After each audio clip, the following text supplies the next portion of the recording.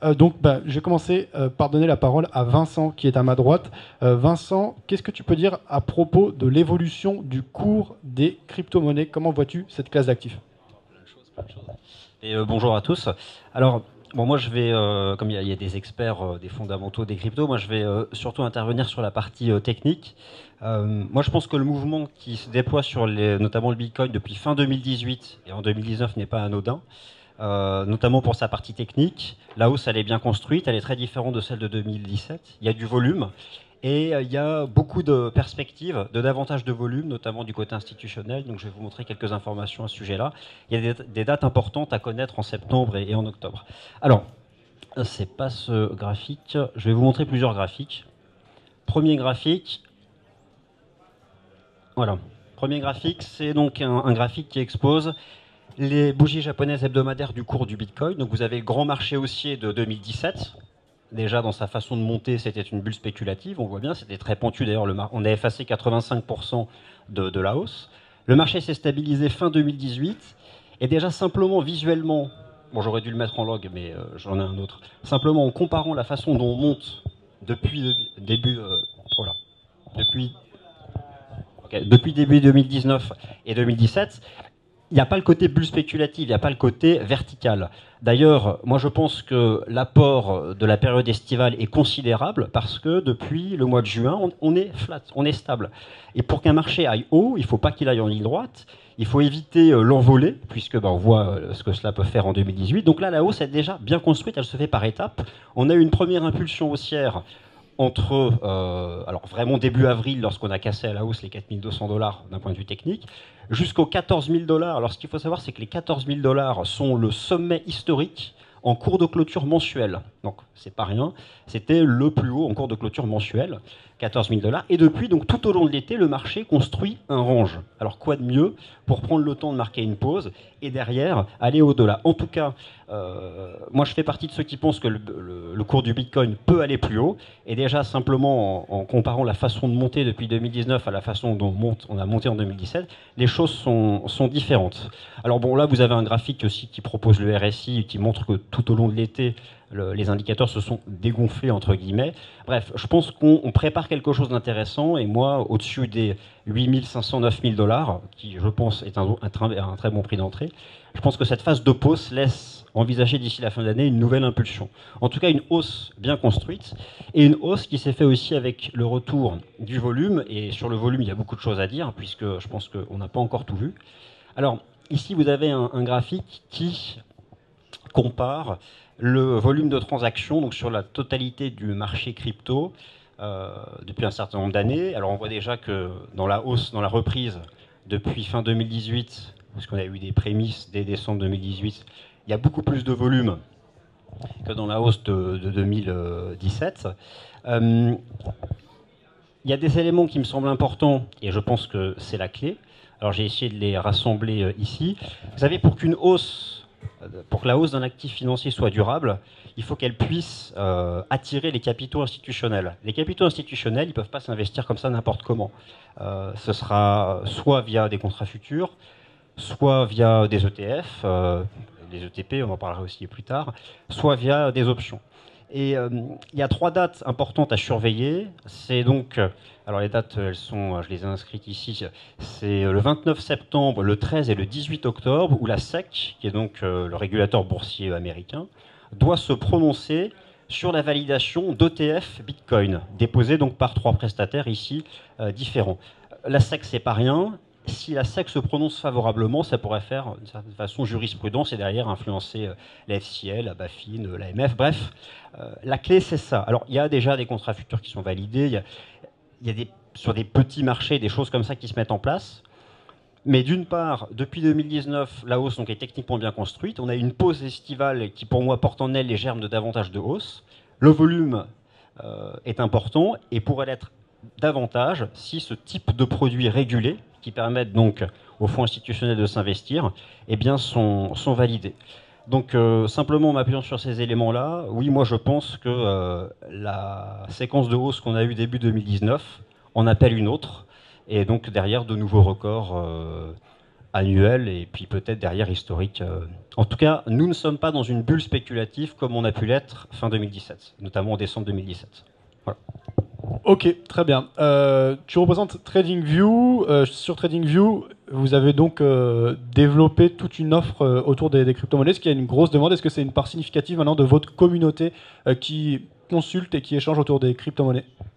Alors oui, donc effectivement, TradingView n'est pas un broker, hein, voilà, pour rappeler à tout le monde, mais effectivement, TradingView propose les cotations de beaucoup de crypto-monnaies. Oui, il faut être honnête, l'audience de TradingView, elle est exponentielle dans le monde. En France, elle a beaucoup monté depuis le début de l'année. Naturellement que les crypto-monnaies et l'envolée du Bitcoin a un rôle important. Donc, en tout cas, oui, vous avez les cotations en temps réel sur TradingView. Vous avez surtout une communauté qui partage ses idées, ses analyses, donc n'hésitez pas à nous visiter. Merci. Ok. Du côté courtage, alors David, justement chez eToro, forcément 2017 c'était la folie totale, je suppose, comme partout. 2018, donc sans doute un intérêt moindre, même s'il y avait encore beaucoup de transactions.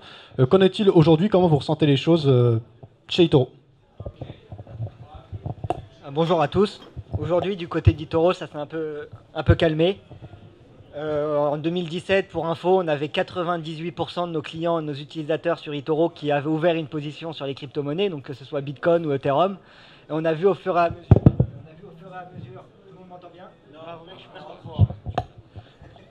Et on a vu au fur et à mesure des années 2018 et 2019, on a vu les clients changer d'actifs, donc transférer leur Bitcoin vers des actions, ce genre de choses. Mais ça reste aujourd'hui quand même un produit qui porte un attrait sûr pour nos clients, parce qu'on a quand même aujourd'hui plusieurs millions d'utilisateurs qui ont une position ouverte sur le Bitcoin ou l'Ethereum. Et donc on voit quand même un intérêt, même s'il est un peu moindre qu'il y a quelques années, on voit quand même encore que cette industrie intéresse les personnes. Et puis nous, on est convaincus que chez eToro, que c'est une industrie qui se développe de plus en plus. Il y a beaucoup de choses qui se passent dans l'industrie, que ce soit du passage au Proof of Stake, du Proof of Work au Proof of Stake avec Ethereum notamment, ou des nouveaux protocoles qui arrivent avec des sujets de gouvernance, etc., qui sont de plus en plus intéressants. Donc nous, on est convaincus que la blockchain est là pour rester. On est convaincu que demain, plus en plus de gens vont essayer de passer par des actifs tokenisés pour racheter des actions ou même de l'immobilier ou ce genre de choses. Et c'est pour ça qu'on a lancé et qu'on propose aujourd'hui plus de moyens à nos clients pour se développer dans les crypto-monnaies. Donc on a lancé eToro X, qui est notre plateforme vraiment dédiée à la crypto-monnaie et qui est notre entité chez eToro qui va régler tous les problèmes de blockchain. Et on voit quand même aujourd'hui des clients, notamment pour les plus hardcore, ceux qui préfèrent la crypto-monnaie, on voit quand même un bon passage chez eToro X, notamment de transfert de Bitcoin ou d'Ethereum de la plateforme eToro vers le wallet, mais aussi du trading de crypto à crypto. Donc sur eToro X, on a tokenisé, on a créé pas mal de stablecoins, donc de l'EuroX, de l'USDX et d'autres stablecoins qui vous permettent de réduire la volatilité de cette industrie. Et ça permet aujourd'hui à beaucoup de gens d'avoir différents moyens de trader les crypto-monnaies. Sur eToro, il va y avoir une user interface qui est très simple et qui est vraiment conviviale pour tous. Alors que sur eToro X, ça va être un peu plus poussé. On va vraiment proposer du trading de crypto un peu plus poussé avec carnet d'ordre, etc., donc avec des concepts un peu plus compliqués. Est-ce que les frais sont plus intéressants sur eToro? Bien sûr. Alors sur eToro X, les frais ne sont pas du tout les mêmes que sur eToro. Sur eToro, quand vous allez ouvrir une position, soit de Bitcoin, Ethereum ou autre crypto-monnaie, on propose 16 crypto-monnaies sur la plateforme eToro normale, Neo, Bitcoin, Dash, etc. Et sur cette plateforme, vous allez payer un spread. Donc à chaque fois que vous allez ouvrir une position, il y a une différence entre le prix d'achat et le prix de vente. Et c'est assez élevé, parce que c'est un spread de 0,95% je crois sur le Bitcoin, voire plus sur certaines crypto-monnaies. Donc c'est quand même assez élevé. Sur eToro X, les frais sont totalement différents. En fait, on prend une logique de frais qui sont vraiment sur les crypto-exchanges. Ce qu'il faut savoir, c'est qu'eToro X est régulé à Gibraltar. Donc on a une licence pour opérer DLT à Gibraltar, qu'on a eu à Gibraltar. Et aujourd'hui, on marche comme les autres, Binance, Kraken ou autres, avec un maker et un taker qui s'élève à peu près à 0,15% sur le maker et 0,10% sur le taker, il me semble. Mais à vérifier sur eToro X. Toutes les infos sont disponibles. Alors, David Faye-Manceau, donc tu représentes la maison du Bitcoin, désormais CoinHouse. Alors, je pense que cette folie 2017, vous l'avez vécue vraiment de manière concrète parce que c'est un espace physique. Quelle est ta vision, toi, et comment avez-vous évolué finalement la maison du Bitcoin? Je pense que vos activités d'aujourd'hui ne sont plus exactement les mêmes justement qu'auparavant. Donc, si tu peux nous parler de toute cette évolution et des perspectives que tu vois par rapport au Bitcoin et aux cryptos. Alors effectivement, donc pour remettre un petit peu en contexte, donc comme tu l'as dit, on était l'un des premiers acteurs de la crypto en France. On est arrivé en 2014. On a beaucoup évolué depuis et on était là notamment en 2017 lors de la bulle. C'était un peu la folie. En fait, franchement, les gens venaient au comptoir. Donc on a une plateforme en ligne qui s'appelle coinos.com qui permet d'acheter assez facilement de la crypto en quelques clics ou de la vendre d'ailleurs. Et on a ce comptoir physique au 35 rue du Caire. Donc si vous voulez nous passer nous faire un petit coucou, vous pouvez venir directement en physique et nous rencontrer. En 2017, c'était assez fou parce que les gens étaient prêts à faire 3 ou 4 heures de queue, fin 2017 bien sûr, pour acheter de la crypto. Et surtout, bon, on était typiquement dans une grosse bulle où on voyait bien que les gens ne savaient pas spécialement ce qu'ils faisaient. Ils étaient prêts à lâcher des sommes qui sont considérables sans avoir étudié le sujet, juste parce qu'ils avaient en fait entendu parler de la crypto 2 jours auparavant de la part d'un de leurs amis qui leur a dit qu'il avait fait 10% quelques jours. Enfin bon, vous connaissez tous comment les bulles fonctionnent. Donc ce qui est important, nous en fait, et dans notre service, c'est aussi qu'on connaît le marché, on connaît les cycles un peu de la crypto-monnaie parce que c'est quand même très cyclique comme marché. Et donc, on a comme devoir de ramener un peu les gens sur Terre. Et justement, en 2017, notre discours, c'était vous faites ce que vous voulez de votre argent, mais il faut que vous sachiez que vous êtes en train d'investir dans l'un des moments les plus risqués. Quand ça vient de prendre 3%, 30% sur 2 jours, c'est pas les moments où il faut acheter. On vous conseille d'attendre un petit peu, etc., etc. Malheureusement, quand le marché est comme ça, les gens n'écoutent pas trop et préfèrent en faire à leur tête et préfèrent rentrer sur le marché dès que possible. Aujourd'hui, comme tu l'as dit, c'est très différent. Okay, parce qu'il y a eu cette correction donc, qui a amené le Bitcoin à moins 85% et certains altcoins à moins 95, moins 98%. Donc bon, autant dire que les projets pas très sérieux n'ont pas survécu très longtemps. Aujourd'hui, le marché reprend et on voit une différence nette dans la manière d'investir des investisseurs. C'est-à-dire que ce sont des investisseurs qui sont un peu plus avertis, beaucoup plus réfléchis, qui ont l'habitude d'investir dans d'autres projets et qui ont un profil très différent par rapport à ce qu'on pouvait voir en 2017. D'accord, c'est des personnes beaucoup plus expérimentées et je pense que ça vient justement avec l'évolution du milieu qui a une image beaucoup plus positive aujourd'hui qu'en 2017 vis-à-vis justement des institutionnels, des régulateurs, des grosses entreprises, etc. Je pense que l'un des sujets dont on voulait parler, c'était justement Libra, la crypto-monnaie qui est prévue d'être lancée par Facebook. Je pense que ça montre un intérêt croissant pour ces technologies et l'envie justement de disrupter un petit peu le marché de la monnaie, qui est au final la base de l'économie et l'un des plus gros marchés à prendre aujourd'hui. Donc c'est intéressant de voir que dans le futur, maintenant, on va être confronté à plusieurs types de monnaies, que ce soit les monnaies étatiques, les monnaies entreprises et les crypto-monnaies. Je pense que chacune va avoir sa place dans une certaine mesure, on le verra bien dans le futur. Elles coexisteront, mais aujourd'hui, il est de plus en plus clair que les crypto-monnaies auront leur place. Et donc moi aussi, on est au salon du trading et de l'analyse technique. Moi, je suis pas spécialement un gros trader. Hein. Je fais des trades de temps en temps quand je vois certaines choses, mais surtout pas du daily ou quoi que ce soit, parce que mes bitcoins sont trop précieux pour que je les risque comme ça. Donc moi, je m'intéresse plus en fait à l'analyse fondamentale, d'accord. Et Bitcoin, il faut se remettre en contexte de ce qu'est Bitcoin justement. Et Bitcoin, avant tout, c'est une innovation. C'est la première fois que l'on donne la possibilité aux gens de détenir eux-mêmes de la valeur sous la forme de Bitcoin grâce aux avancées cryptographiques qui ont été faites et le fait que moi quand j'ai un Bitcoin, c'est mon Bitcoin, personne ne peut me le prendre, j'en fais ce que je veux et personne ne peut rien me dire à ce sujet-là, d'accord. Et ça, c'est une proposition de valeur qui existe nulle part ailleurs, tout comme l'émission justement des Bitcoins qui est connue à l'avance. C'est un système financier alternatif qui est complètement transparent et c'est de là que le Bitcoin va tirer sa valeur. Plus les gens auront confiance en Bitcoin, et ce qui est bien, c'est que Avoir confiance en Bitcoin, c'est pas avoir confiance en une entité, c'est avoir confiance en fait en du code informatique, du protocole qui est open source, qui est vérifié et qui est là depuis 10 ans, qui est très robuste. Donc cette confiance, elle va augmenter au fur et à mesure du temps. Plus les gens auront confiance en Bitcoin et le moins les gens auront confiance en d'autres systèmes financiers, plus il y aura un shift financier en fait qui va couler en fait des systèmes traditionnels vers la crypto. Et vu la taille du marché de la crypto qui est aujourd'hui très petit, on parle à peine de 200 milliards de dollars, tout laisse à penser que les perspectives d'avenir sont quand même relativement bonnes. Voilà. Alors, et du coup, tu aurais tendance à privilégier Bitcoin vraiment ou un groupe restreint de crypto, ou pourquoi pas s'intéresser à des projets plus larges.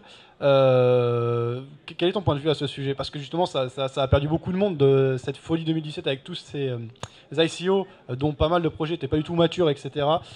Quel est le positionnement là à ce sujet? Alors, en fait, effectivement, il y a des milliers de crypto-monnaies différentes, d'accord. Il y a un peu moins de protocoles différents, d'accord, parce qu'en fait, on parle de crypto-monnaie, mais la crypto-monnaie, c'est juste l'actif qui va circuler au sein d'un protocole, d'un réseau qui est décentralisé.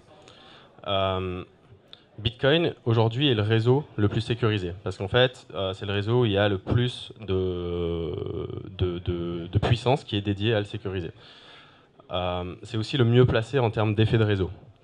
Et d'un point de vue de la proposition de valeur de Bitcoin, qui est notamment d'être un actif qui est extrêmement rare, parce qu'en fait, il n'y aura que 21 millions de Bitcoin qui seront émis à terme et qui seront en circulation, il se positionne comme une réserve de valeur numérique qui est extrêmement, extrêmement forte et qui est la plus forte aujourd'hui.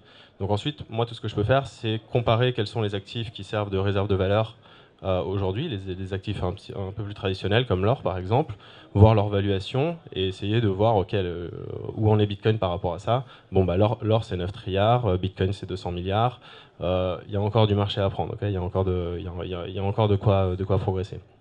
Les autres crypto-monnaies, par exemple on a parlé d'Ethereum, vont avoir des objectifs qui sont différents. C'est-à-dire que Ethereum, la différence, c'est qu'on va pouvoir injecter du code informatique dessus et on va pouvoir faire tourner des applications sur Ethereum qui sont décentralisées, etc.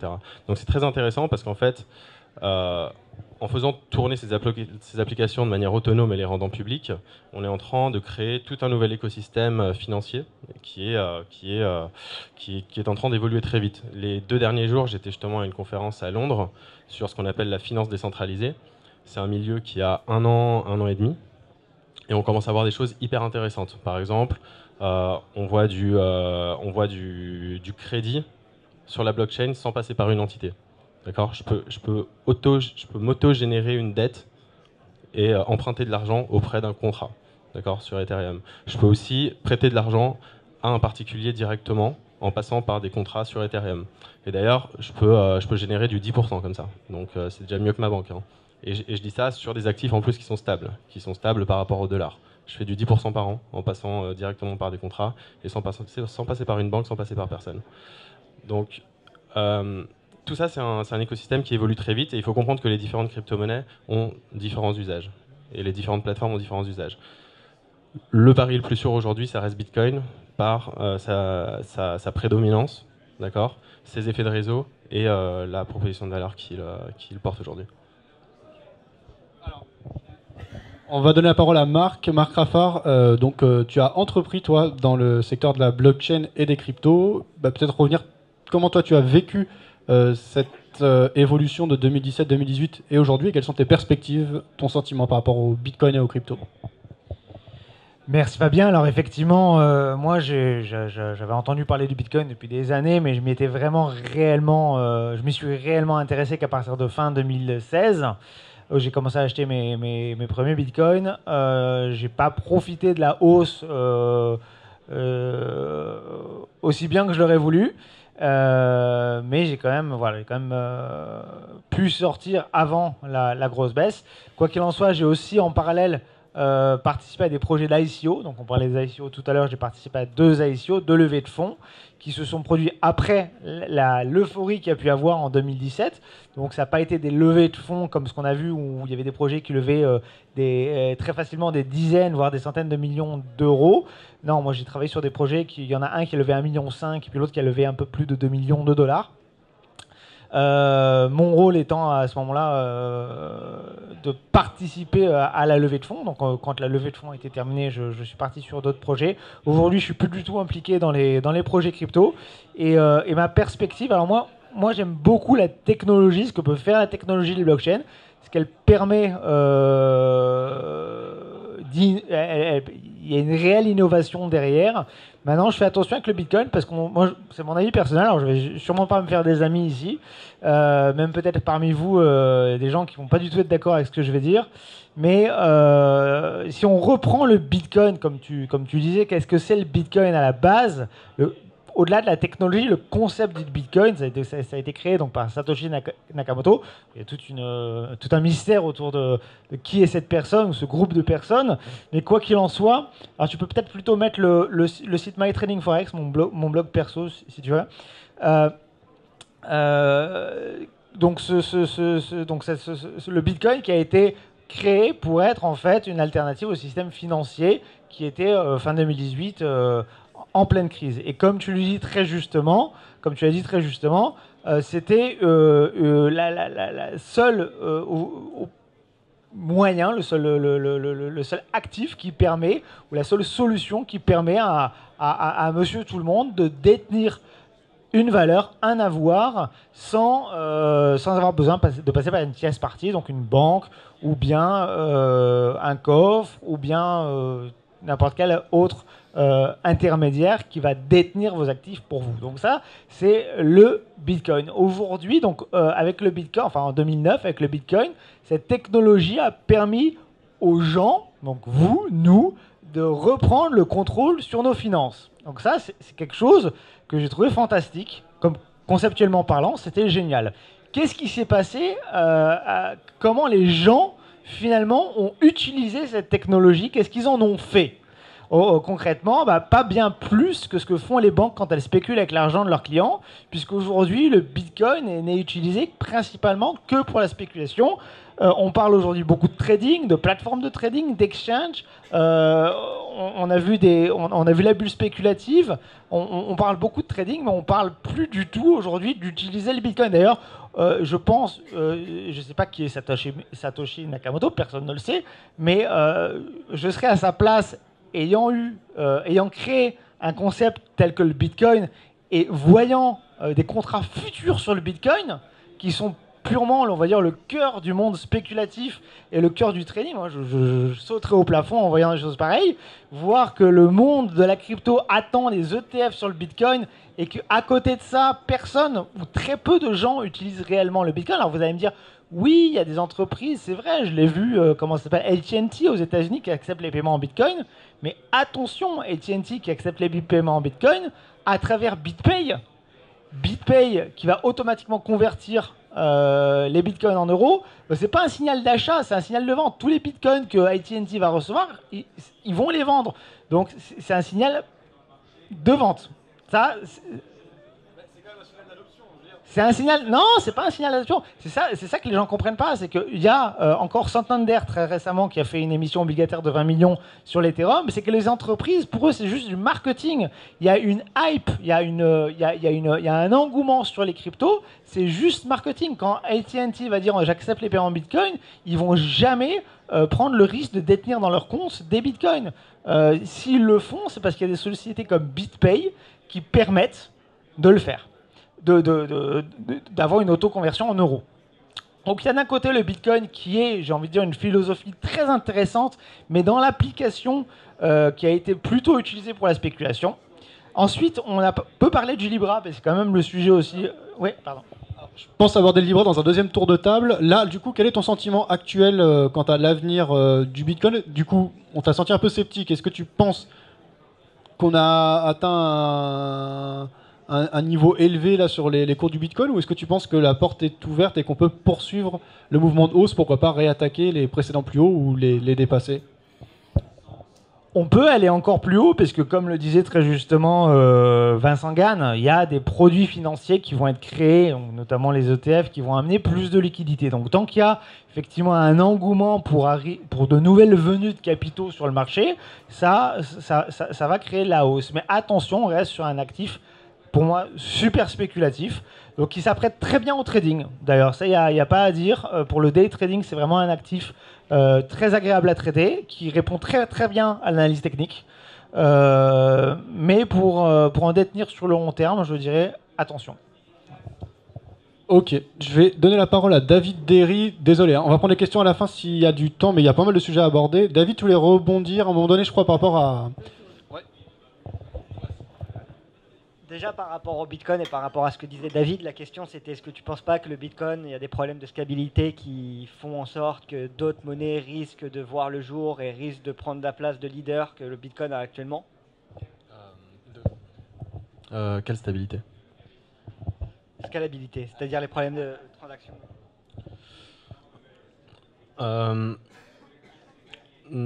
Pas spécialement. En fait, ok, donc les problèmes de scalabilité, c'est que sur Bitcoin, enfin sur la blockchain mère de Bitcoin, on peut faire passer 7 transactions par seconde environ. Ok. C'est pas très grave aujourd'hui, en fait, parce que le plus important dans ce type de système-là, pour le moment, c'est la sécurité et la sécurité du réseau. Ok. C'est le fait que en 10 ans, Bitcoin ne se soit jamais fait attaquer. Enfin, s'est fait attaquer, mais a su résister à toutes les attaques, a toujours su rebondir, et qu'aujourd'hui, on soit toujours en train de parler de Bitcoin en 2019. Ça, c'est le plus important. Et si ça a été possible, c'est justement par rapport aux différents paramétrages que Satoshi Nakamoto a mis en place lorsqu'il a créé le Bitcoin, qui sont des blocs de transactions d'une certaine taille, qui sont émis à un certain intervalle, et qui fait qu'il y a une limitation sur le nombre de transactions que tu peux faire sur Bitcoin. Sauf que Bitcoin, ce qui est bien, c'est que c'est un système qui est ouvert, avec du code qui est ouvert, et qu'il y a énormément de gens qui participent en fait à l'évolution du réseau Bitcoin, d'accord, et à son amélioration. Donc aujourd'hui, tu commences déjà à avoir des protocoles qui sont en train d'être construits sur Bitcoin, comme le Lightning Network par exemple, qui permettent de s'affranchir de ces limites tout en gardant la sécurité du réseau. Donc en fait, ça aurait été très simple d'augmenter la capacité du réseau Bitcoin en augmentant la taille des blocs par exemple, et de doubler la capacité, voire de la tripler, voire de la décupler, etc. Sauf que c'est pas le choix qui a été fait par justement la communauté Bitcoin, tout simplement parce que on pense qu'il est plus intéressant d'avoir le réseau le plus sécurisé possible, d'accord, quitte à ce que Bitcoin dans le futur ce soit que de la réserve de valeur et qu'on n'ait pas besoin de faire beaucoup de transactions et qu'on paye pas son pain au quotidien, c'est pas très grave. Mais il y a déjà des réseaux secondaires qui vont répondre à ces questions-là. Et en fait, c'est la question de la sécurité qui est la plus importante, à mon sens en tout cas, et la question de la scalabilité vient après. Mais elle sera résolue dans tous les cas. Donc c'est juste que c'est un problème qui prend du temps. C'est un peu comme sur Internet dans les premières années d'Internet. Okay, il n'y avait pas le débit qu'il y a aujourd'hui sur Internet. Sur Bitcoin, aujourd'hui, il n'y a pas un débit qui est fou. Et ben, il arrivera progressivement avec la demande, etc. Okay. Okay, autre question, et après j'arrête. Déjà sur l'adoption, juste pour reprendre sur Marc, je suis pas vraiment d'accord. Moi, je pense que plus on avance dans les années, plus on va avoir de l'adoption.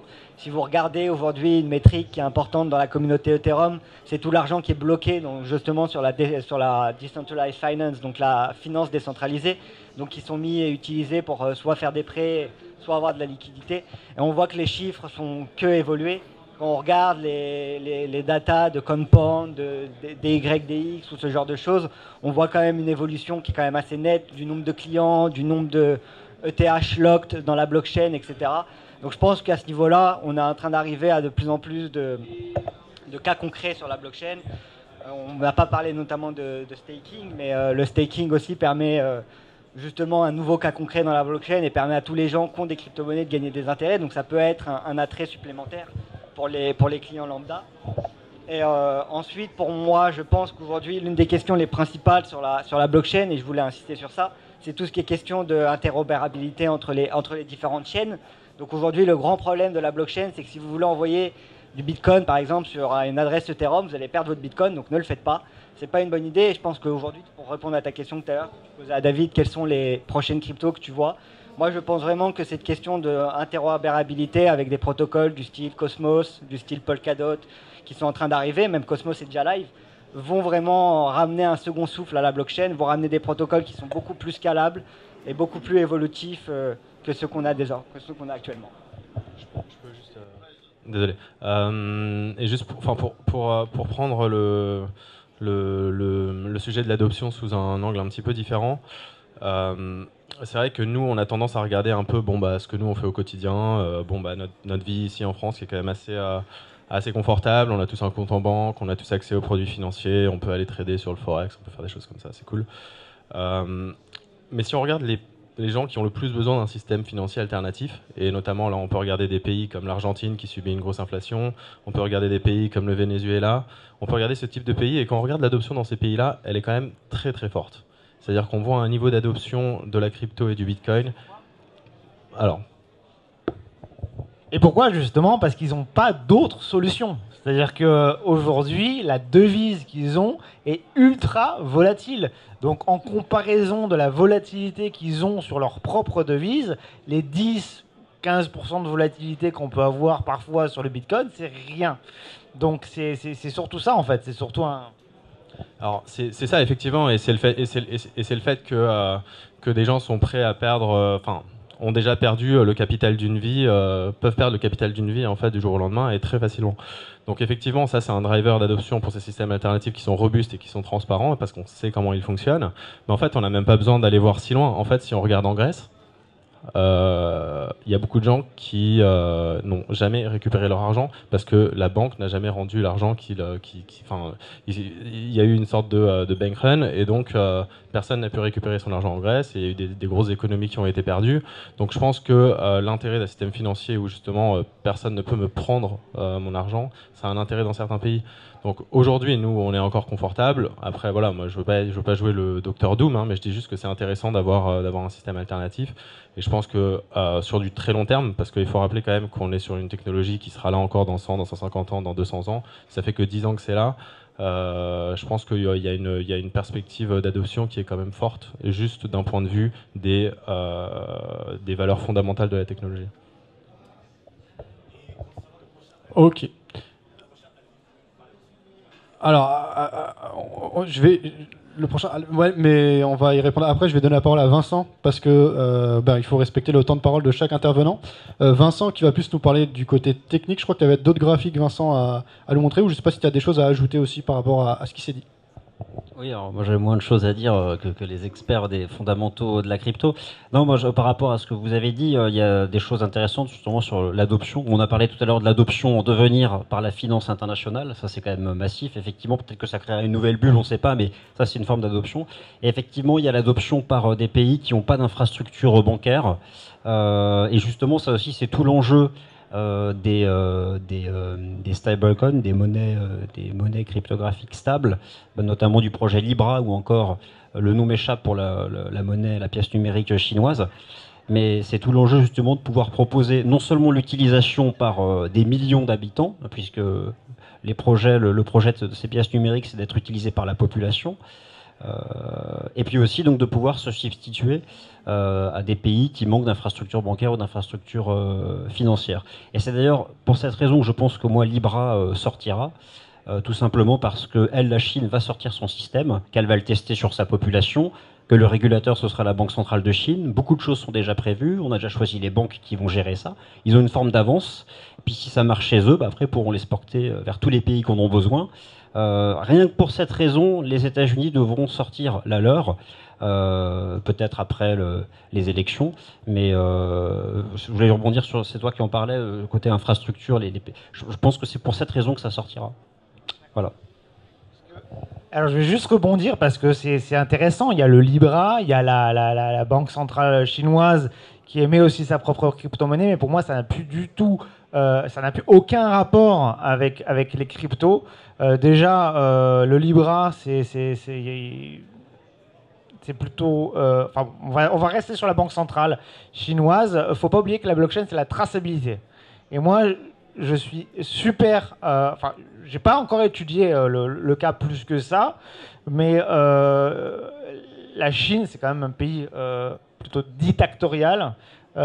Qu'est-ce que peut faire le gouvernement chinois s'il a le contrôle d'une blockchain et d'une monnaie dans laquelle ils peuvent absolument tout tracer? Donc moi je dis juste danger, parce que d'un côté on a le Bitcoin, personne n'a le contrôle du Bitcoin, c'est un réseau indépendant.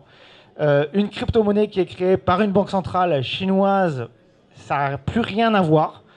Et si la technologie de la blockchain peut être utilisée pour de bonnes choses, pour redonner le contrôle des gens à leur argent, comme ça a été le projet de base, l'idée de base du Bitcoin, pour moi, ce qui est en train de se passer avec la Banque centrale de Chine, ça n'a rien à voir. De toute façon, il faut voir ce qui est en train de se passer en Chine avec le crédit social et toutes ces choses qu'ils sont en train de mettre en place. Ils utilisent effectivement les nouvelles technologies, mais c'est pour implémenter toujours plus de contrôle. Renseignez-vous un petit peu sur ce qui se passe avec le crédit social.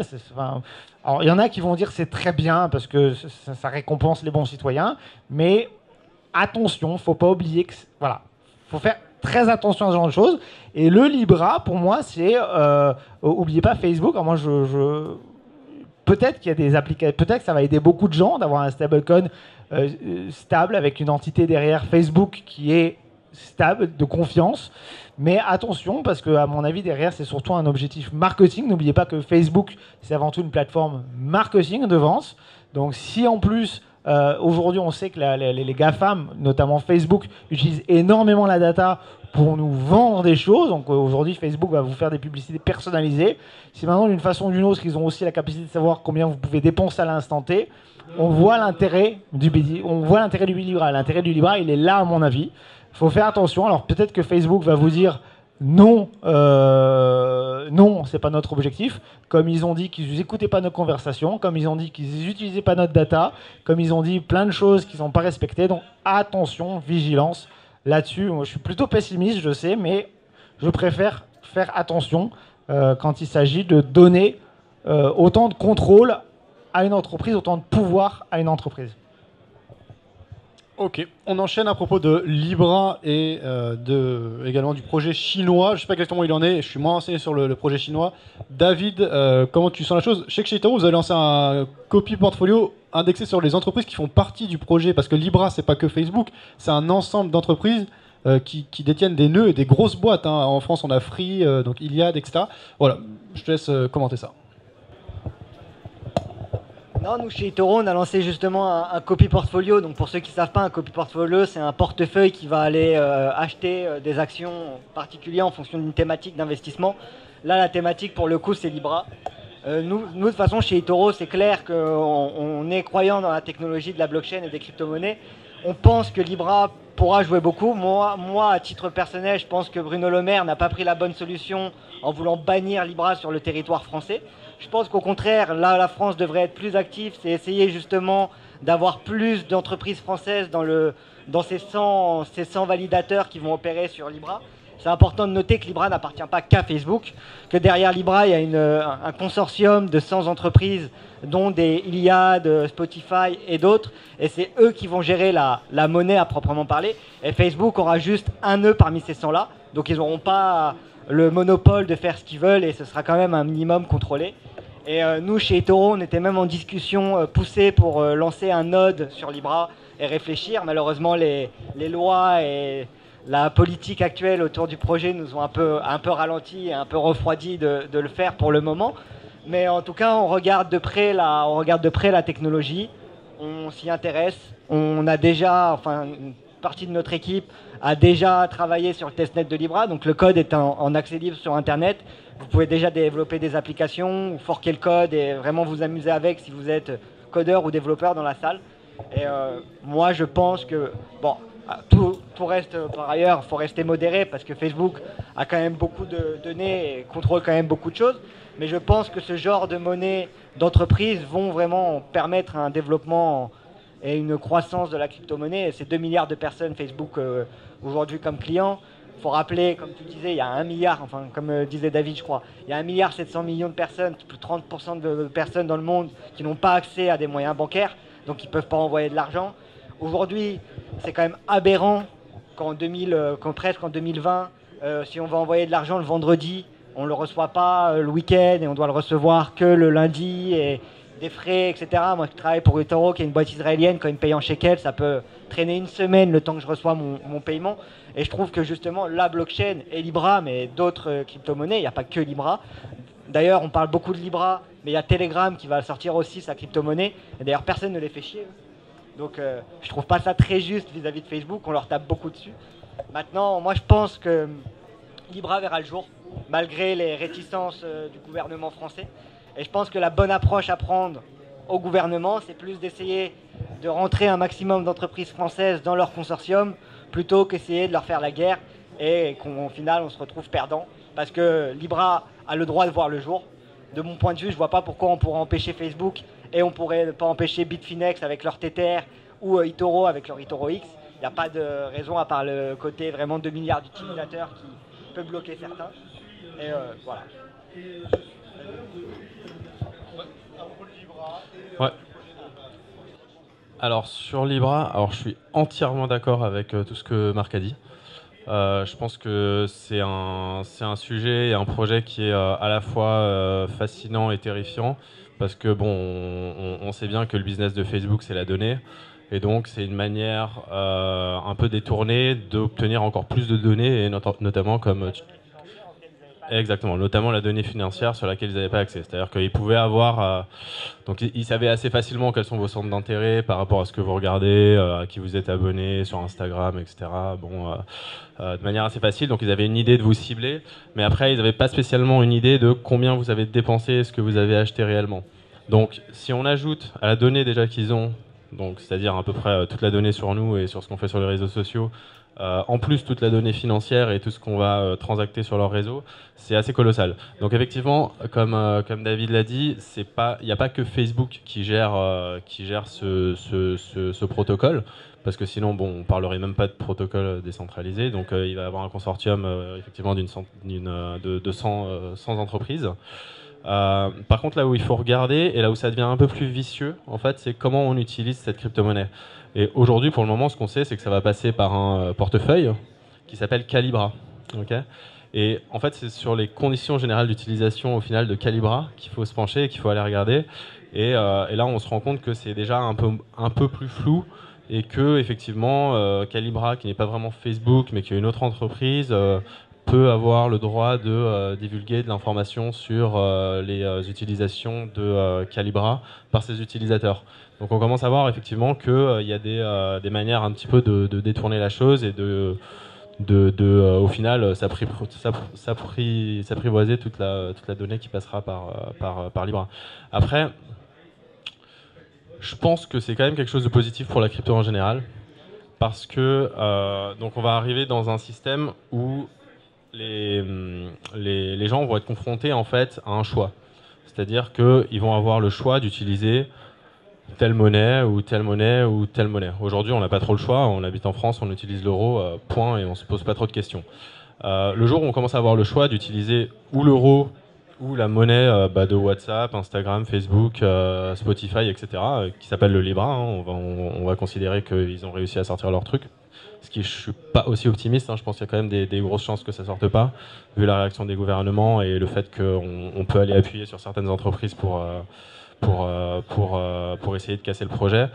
Mais à partir du moment où c'est sorti, les gens vont commencer à se poser des questions. Ok, d'accord, il y a deux monnaies différentes, elles n'ont pas exactement le même cours, je peux utiliser de l'euro, je peux utiliser ça. Qu'est-ce qu'il y a derrière, etc. Et quand on commence à se poser des questions au niveau de la monnaie, bah, on va s'intéresser aux différents choix qu'il y a, et parmi ces choix-là, il y aura aussi de la crypto-monnaie.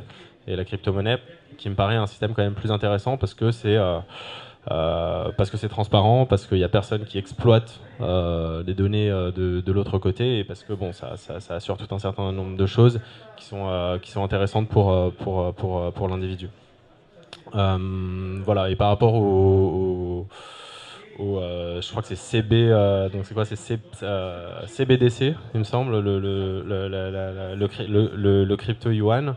Ouais, bah, je pense que en fait, je pense que dans les années qui viennent, on va commencer à avoir de plus en plus de projets de monnaie qu'on va appeler crypto-monnaie, qui sont pas vraiment de la crypto-monnaie parce qu'elles sont pas vraiment ouvertes et parce que elles sont contrôlées au final par une entité, hein, que ce soit la banque centrale chinoise ou que ce soit un consortium d'entreprises. Au final, la monnaie aujourd'hui est déjà quand même principalement numérique, hein, donc pourquoi on ne dit pas déjà que c'est de la crypto-monnaie? On pourrait dire la même chose, hein, tant que c'est une entité derrière qui la contrôle et qui peut bloquer des comptes, qui peut censurer des gens, etc. Ça reste un système qui est au final assez similaire, même si l'infrastructure change un petit peu et qu'on dit que c'est de la crypto-monnaie pour avoir l'air un petit peu cool, quoi. Faudrait peut-être changer le nom, ouais, effectivement. Alors, je vais prendre quelques questions. Il y avait plusieurs questions. On va prendre dans l'ordre. Monsieur.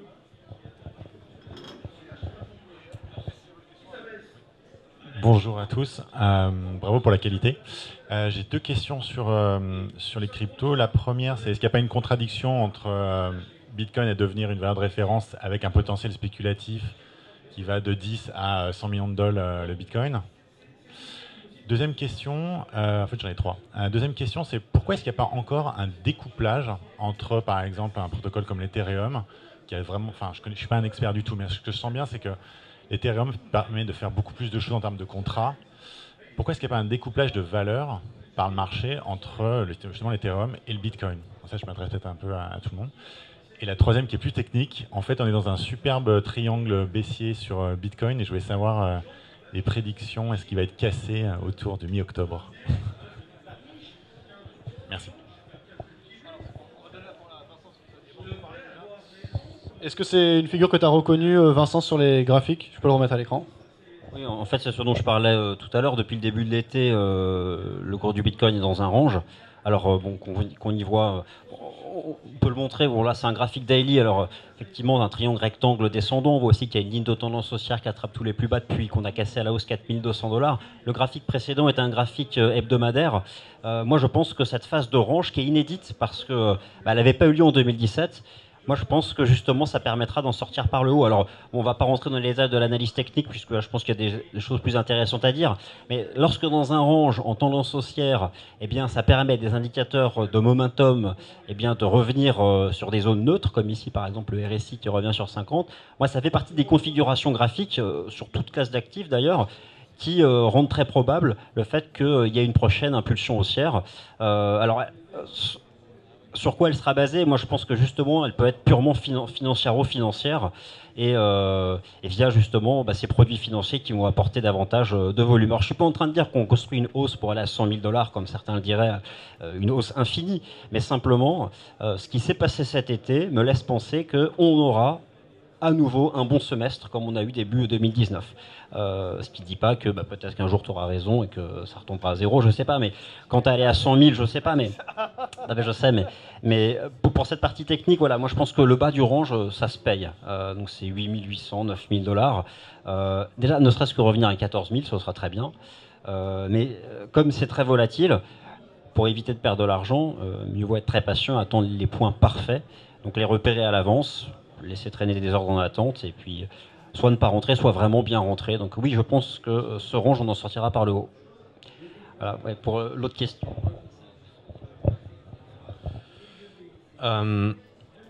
Alors, la volatilité et effectivement une adoption plus globale de Bitcoin. Alors, la volatilité, on n'a pas le choix. On n'a pas le choix parce que Bitcoin est parti de zéro. Okay, donc quand 2009, 2010, ça valait rien. Hein. D'ailleurs, il y a cette fameuse transaction de 10 000 bitcoins pour une pizza. Ça valait rien parce que il y avait que quelques personnes à travers le monde qui avaient connaissance de Bitcoin. Et en plus, c'était les débuts du protocole. On savait pas trop si ça allait survivre. Bon, c'était pas très robuste non plus parce qu'il n'y avait pas autant de gens, si vous voulez, qui sécurisaient la chaîne, etc., etc.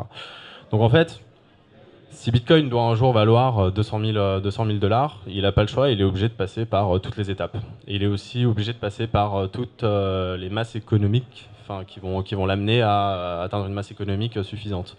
Donc quand un actif est petit, c'est-à-dire 200 milliards de dollars aujourd'hui, il y a encore 3 ans, on était peut-être à 10-15 milliards de dollars, ça fait que quand il y a des gros acteurs qui arrivent sur le marché, ou qui sortent du marché, sur un marché qui est peu liquide, et ben forcément ça fait des grosses variations.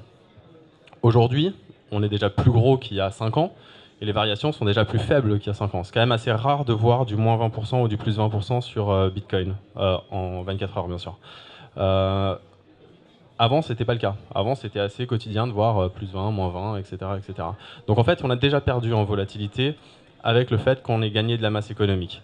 Plus ça évoluera, plus on gagnera en masse économique et en liquidité sur le marché, moins la volatilité sera forte. Okay, et à partir d'une certaine masse critique, la volatilité sera suffisamment faible pour qu'elle soit similaire à la volatilité qu'on peut voir sur euro ou sur dollar. Bon, là, je parle dans très longtemps, ok. Mais sera suffisamment faible pour qu'on puisse la négliger un petit peu au quotidien. Et je pense qu'en fait, on aura besoin d'atteindre cette masse économique-là via justement des propositions comme d'être une très bonne réserve de valeur ou d'avoir un track record qui est génial sur des années et de plus en plus de gens qui souhaitent acheter du Bitcoin pour qu'ensuite le Bitcoin soit démocratisé en tant que moyen de paiement et que les gens commencent à vraiment l'utiliser au quotidien pour s'acheter des petites babioles et tout ça. Ça, c'était sur la première question. Et ensuite, sur la deuxième question sur Bitcoin et Ethereum, la réponse, c'est qu'on a beaucoup moins de visibilité sur Ethereum, en fait. C'est un protocole qui est un peu plus complexe et qui est un peu plus... on va dire que la communauté, en fait, est prête à faire des changements plus drastiques, un peu plus facilement sur Ethereum que sur Bitcoin. Ça donne une visibilité qui est moins forte et ça donne aussi la sensation qu'il y a un marché qui est un peu plus flou en fait à aller conquérir sur Ethereum que sur Bitcoin. Donc on va voir comment ça évolue dans le futur. Il y a des projets très intéressants qui sont développés sur Ethereum et qui peuvent avoir énormément de valeur dans les années à venir, dans les 2, 3, 5, 10 ans à venir. Je pense que c'est un écosystème qui va se développer et qui va se développer très vite, mais aujourd'hui c'est encore un peu flou. Et la deuxième chose, c'est que quand vous achetez des Ethers, qui est la crypto-monnaie de la plateforme Ethereum, vous n'êtes pas en train d'acheter des actions de l'entreprise Ethereum. Okay, vous achetez des Ethers, donc il faut bien être conscient que ce que vous voulez aller, ce que vous cherchez à connaître comme valeur, c'est la valeur du token Ethereum et pas la valeur de la plateforme Ethereum. Il peut se passer des choses géniales sur la plateforme Ethereum et le token Ether peut ne pas avoir une valorisation au final si forte. Okay, donc il y a quand même cette distinction à faire. C'est un peu corrélé, mais c'est pas totalement corrélé. Non, je voulais juste dire que c'est vrai qu'il y a peu de corrélation entre l'Ether et l'Ethereum. On voit beaucoup de projets qui utilisent l'Ethereum, même la Banque Santander là, qui a fait une émission obligataire, ça n'a pas fait beaucoup monter l'Ether. D'ailleurs, j'avais une question peut-être que je me pose, moi, parce que je ne suis pas un spécialiste. Quand une banque comme ça fait des émissions obligataires sur la blockchain Ethereum, est-ce qu'ils sont obligés de payer les frais de transaction en Ether avec le gaz ou pas? D'accord, donc normalement ça devrait quand même impacter. Ça impacte pas trop parce qu'en fait le prix, en fait à chaque fois qu'on interagit avec la blockchain Ethereum, on doit faire une transaction Ethereum. Okay, et faire une transaction Ethereum, ça veut dire payer des petits frais de transaction qui vont directement à la personne qui mine en fait le bloc de transaction Ethereum et qui valide la transaction. Alors ça rémunère le mineur qui valide le bloc, d'accord? C'est un peu aléatoire, ouais, c'est aléatoire.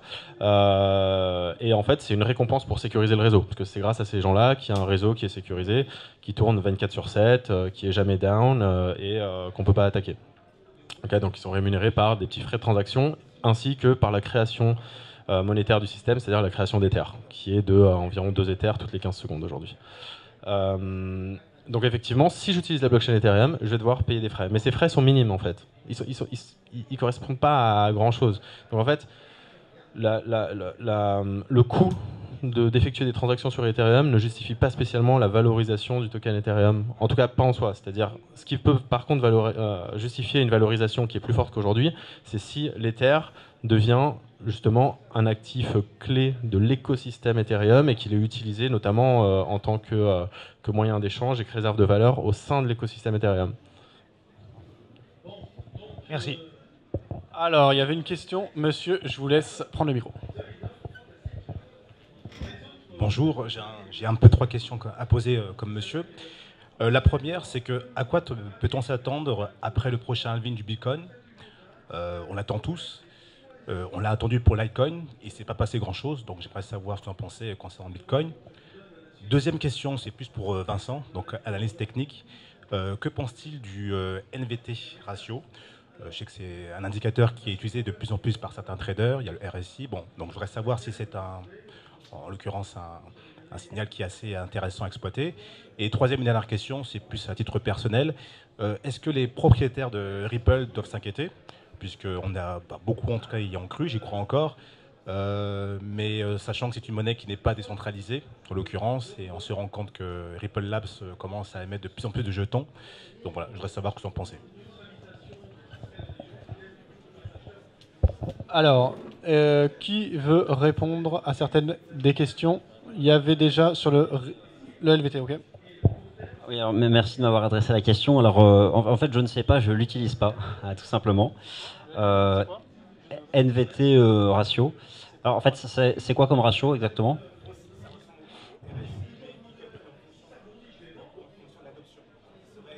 Ok, mais je l'utilise pas. Moi, quand je pense à ratio, je pense à des courbes de force relative, comparer une crypto par rapport à une autre, des choses comme ça pour voir les sur- et sous-performances.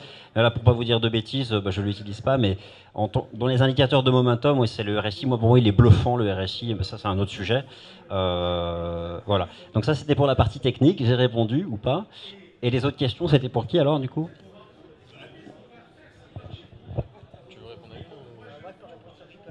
Ok, moi je vais répondre sur le halving. Alors, le halving, en fait, c'est un. Donc, comme je l'ai dit tout à l'heure, Bitcoin est un système qui est très transparent, notamment au niveau de son émission monétaire. C'est-à-dire que quand Bitcoin est sorti, donc le 3 janvier 2009, il y avait une émission qui était de 50 Bitcoins toutes les 10 minutes. C'est-à-dire qu'à chaque bloc de transaction qui était validé par un mineur, il était rémunéré par 50 Bitcoins. Dans Bitcoin, la création monétaire est divisée par 2 tous les 4 ans. C'est comme ça qu'on connaît en fait la création monétaire finale, c'est-à-dire que 4 ans après, on est passé à 25 Bitcoin. Aujourd'hui, on est à 12,5 Bitcoin. Et en fait, aux environs de mai 2020, on va passer à 6,25 Bitcoin. 4 ans après, on passera à 3 et quelques, etc., etc., etc. C'est pour ça que l'on sait, en fait, à l'avance, qu'il y aura 21 millions de Bitcoin au maximum et que la dernière unité de Bitcoin, enfin la dernière fraction d'unité de Bitcoin, sera émise aux alentours de l'année 2140. Donc, ce qu'on a pu observer, alors déjà, quel impact ça a d'un point de vue offre-demande? S'il y a 2 fois moins de Bitcoin qui sont émis, ça veut dire qu'il y a un potentiel de vente toutes les 10 minutes de la part des mineurs qui est 2 fois moindre. Donc en fait, il y a moins d'offres sur le marché en quelque sorte de la part des mineurs. Et il y a surtout moins de pression à la vente, parce que les mineurs sont des gens qui dépensent de l'électricité pour sécuriser le protocole Bitcoin. Ça veut dire qu'ils doivent couvrir leurs dépenses d'une manière ou d'une autre. Et en fait, il n'y a qu'une seule manière, parce que leur seul revenu, c'est des bitcoins. Donc leur seule manière de couvrir leurs dépenses, c'est d'aller vendre des bitcoins sur le marché ou en OTC, etc. Dans tous les cas, ça veut dire qu'aujourd'hui, ils ont une capacité de vente, s'ils vendaient tous les bitcoins qu'ils recevaient, une capacité qui est de 12,5 bitcoins toutes les 10 minutes, à vendre sur le marché. Passé 2020, on ne sera plus à 12,5, on sera à 6,25. Donc ça veut dire qu'il y a quand même une pression à la vente qui est moins forte et qui sera de moins en moins forte avec le temps qui évolue. Donc, historiquement, ce qu'on a pu observer, c'est que le marché réagit et anticipe, bien entendu, il va pricer en fait ces halvings. Donc on voit une sorte avant les différents halvings, une sorte de montée des prix en fait avant le halving, après une sorte de stabilisation en fait au niveau du moment où le halving passe, puis après le halving, on voit en général une remontée des prix et on repart sur des niveaux plus hauts, etc. Pourquoi ça s'est pas passé sur Litecoin? Tout simplement parce que tout le monde s'en fout de Litecoin en fait. Et que c'est un protocole qui ressemble énormément à Bitcoin, mais c'est pas Bitcoin, il n'est pas placé comme Bitcoin pour devenir ce que Bitcoin va être. Donc c'est un actif qui est encore plus que Bitcoin, purement spéculatif. Et en fait, ça a réagi 2 mois avant. Il y a eu une grosse montée sur Litecoin qui a fait x2. Ensuite, les gens ont pris leurs gains, ils sont partis et ils sont allés regarder ailleurs, quoi. On va terminer sur le Ripple. David, qu'est-ce que tu penses du Ripple? Il était prometteur, il y a eu un beau début d'année avec une montée à 0,40. Là, a priori, ils ont plus de mal. Quel est ton point de vue et quel est votre point de vue chez eToro? Chez eToro, on supporte le Ripple et vous n'êtes pas le seul à vous être fait avoir par Ripple parce qu'on a vu beaucoup de gens et beaucoup d'utilisateurs, notamment en 2017 quand le Ripple est passé de 23 centimes à plus de 3 $, en acheter excessivement. Je pense que l'erreur la plus commune que les gens font avec Ripple, c'est ce que disait David Fay tout à l'heure, c'est qu'ils pensent acheter en fait des parts de la société Ripple et ils ne comprennent pas vraiment qu'ils achètent un token qui est décorrélé de la société. Et pour reprendre sur Ripple, alors moi je suis plutôt neutre, malheureusement je suis pas Madame Irma donc je pourrais pas te dire si demain on va monter ou descendre, mais ce que je peux dire c'est que L'avantage de Ripple, c'est que c'est un protocole, en tout cas quand on parle à quelqu'un qui est hors univers crypto-monnaie, il a souvent entendu parler de 2 ou 3 protocoles, et les 2 qu'on va nous citer, c'est Ripple, Ethereum et Bitcoin. Donc ça peut être intéressant à jouer si ça remonte en plus. Sinon après, à partir de ça, je peux pas en dire grand-chose. Peut-être que tu veux rajouter quelque chose.